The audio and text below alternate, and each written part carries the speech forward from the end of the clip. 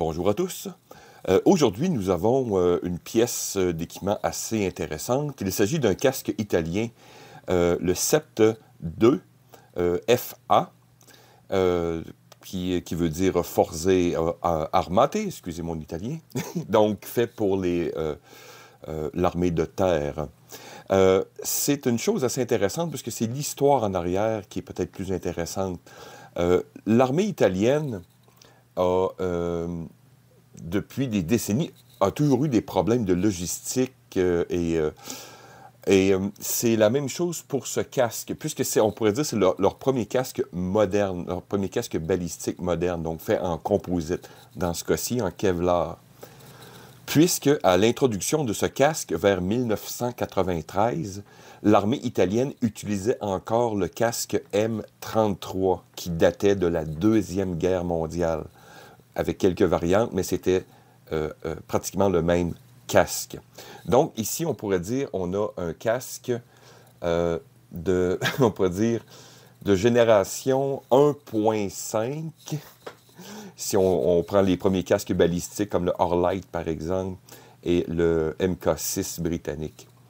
Donc, nous avons un casque inspiré, bien sûr, du Pasgat américain, le M88, avec quelques différences. Donc, c'est un peu plus, on pourrait dire, moins coupé, mais c'est essentiellement la même forme qu'un Pasgat américain.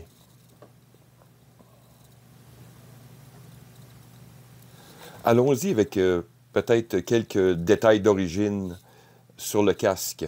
Bon, premièrement, il vient en 3 tailles. Donc, largo, medium, non, c'est large, medium et small, pardon. Donc, Thalia, je crois qu'ils disent, Thalia 1, 2, 3. 1 pour large, 2 pour médium et 3 pour petit. J'ai pu identifier 6 manufacturiers de ce casque, dont 2 à l'extérieur de l'Italie, ce qui est assez intéressant. Le Sistema Compositi en Italie, Induccio SA en Espagne, ce qui est le fabricant de ce casque. Donc, ce casque a été fabriqué en Espagne. Et je mettrai les autres noms, dont un autre aussi très réputé, RBR en Angleterre, à Londres, qui était un producteur de casques extrêmement avant-gardiste dans les années 90. Donc, nous avons 6 manufacturiers, dont 2 à l'extérieur,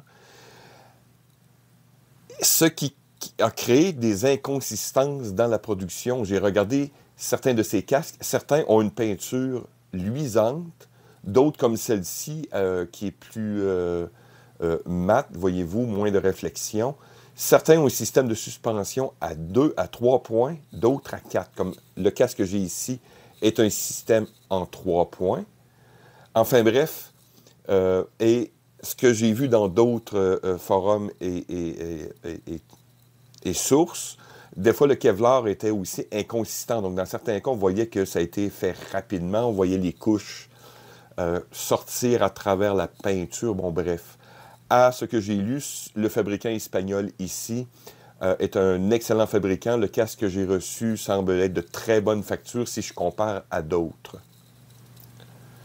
Pour ce casque, je n'ai malheureusement pas le couvre-casque qui va avec, mais j'ai pu en identifier, enfin, 3-4 principales, peut-être 2 supplémentaires, je ne les ai pas confirmées. Mais à l'époque des années 90, l'armée italienne utilisait une forme de woodland, de camouflage woodland, comme le M81 américain. Donc, le couvre-casque majeur était le Continentale, donc qui était comme le Woodland. Vous aviez le Somalia, qui était la version, bien sûr, comme aride. Le Alpina, je crois, qui ressemble énormément au Schneetarn allemand des années 60. J'ai vu aussi le San Marco, qui est un camouflage qui était un peu comme les Marines italiens. Et j'ai cru voir aussi des plus modernes, donc ceux en Végétato, donc la Végétato, le Woodland standard, et le Végétato désertique. Mais je ne les ai pas confirmés. Puisque, comme je l'ai dit tantôt, ce casque a été introduit vers 1993. Ensuite, il a été on pourrait remplacer ou mise à jour par le Sept 2 Plus en 2005. Donc, je crois que les couvre-casques, de ce que j'ai vu du Sept 2, il était pratiquement de même forme avec quelques modifications. Donc, les couvre-casques, je crois, n'auraient pas nécessairement changé, mais vu l'introduction du Végétato à l'époque, donc ils ont dû faire une mise à jour sur les couvre-casques. Bref, beaucoup de couvre-casques, beaucoup de manufacturiers, beaucoup d'inconsistances dans la production. Pour les tests, des fois à l'occasion, je regarde sur Internet si on trouve des tests balistiques. Donc, il y a une chaîne que j'aime bien, Mike B, entre autres, qui fait souvent des casques, et lui aussi est un collectionneur-revendeur. Ils ont fait des tests sur ce casque. Enfin, sur la version dont ils avaient, le casque a performé de manière adéquate, comme un niveau 3A. Okay? Puisque quand on regarde des tests, par exemple, du PASGAT, le M88, il passe assez aisément le test du T33, du Tokarev, tandis que celui-ci n'a pas passé le test du T33. Donc, sa forme est identique, ça semble avoir les mêmes composantes, mais il y a quelque chose, je crois, dans la résine à l'époque américaine qui était supérieur. Bref, c'est un casque balistique, comme j'expliquais, de performance OK pour l'époque, avec une forme, comme je vous dis, que plusieurs armées ont copié à l'époque, donc la forme du type PASGAT. J'ai identifié aussi un casque pour parachutistes, donc je mettrai une image. Je crois que c'est la version TP, c'est ça, c'est Truppen Paracadutiste, quelque chose du genre. Je pense que je vais plutôt marquer en bas que le prononcer. Donc, vous aviez, comme j'expliquais, deux modèles de ce casque. On va l'observer, mais on va le voir différemment, mais je voulais vous montrer que le système de jugulaire est intéressant, entre parenthèses. C'est un système, lui que j'ai ici, c'est un 3 points. Vous voyez ici ces espèces de languettes. Il n'y a pas de moyen, à moins de le replier. Je pense que j'ai trouvé d'autres photos aussi de soldats italiens. Vous voyez, ces languettes-là, ça se promène toujours, enfin bref. Le système est une seule sangle qui fait le tour et avec la mentonnière ici qui est comme flottante. Donc, je vous montrais une vidéo, par exemple. Essayez de mettre l'ajuster est pas agréable. Il y a des systèmes beaucoup plus intéressants, plus efficaces. Mais quand le système est ajusté sur votre tête, le casque est correct. Ça semble bien fonctionner. Aussi, certaines personnes se plaignaient que c'est simplement les deux sangles ici qui rentrent à l'intérieur. Souvent, quand vous recevez ce casque, les deux sangles sont comme à l'intérieur de cette pièce qui est en cuir.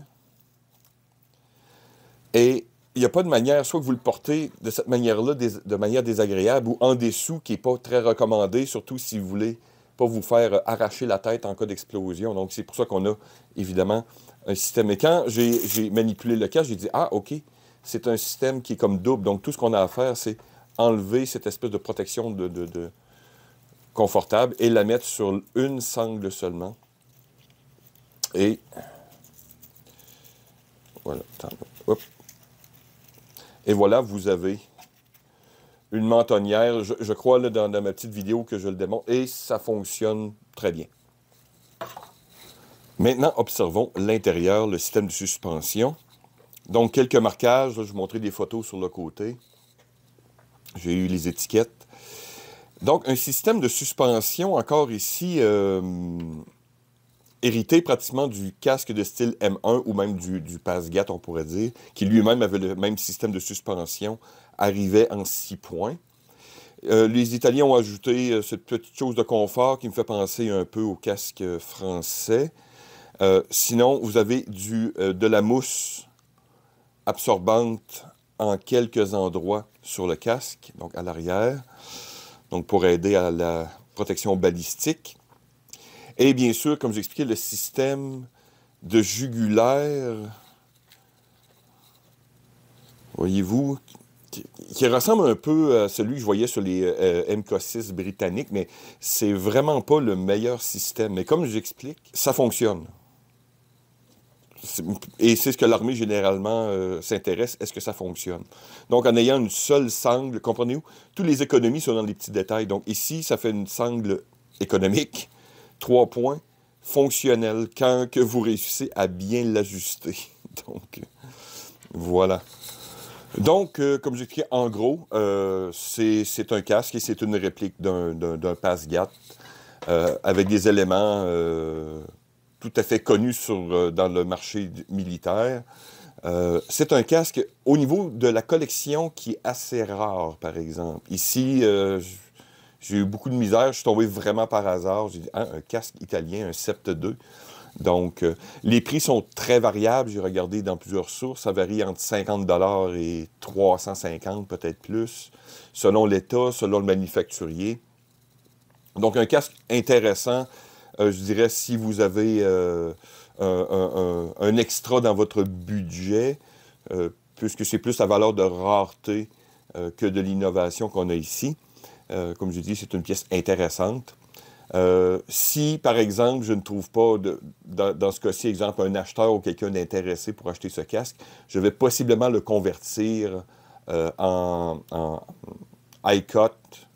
Je vais regarder une vidéo, je vais peut-être m'y mettre, mais le convertir en casque, en genre de Upscore, Fast ou un équivalent, puisqu'il est compatible avec les Arc Rail et d'autres systèmes. Et ça me permet d'avoir un casque avec une coupe beaucoup plus moderne, avec les rails, comprenez-vous, et avoir évidemment une protection de type 3A. Donc voilà, une chose intéressante. J'espère que vous avez apprécié encore cette petite pièce de Militaria. Et merci de m'avoir écouté et on se dit à la prochaine. Bye bye.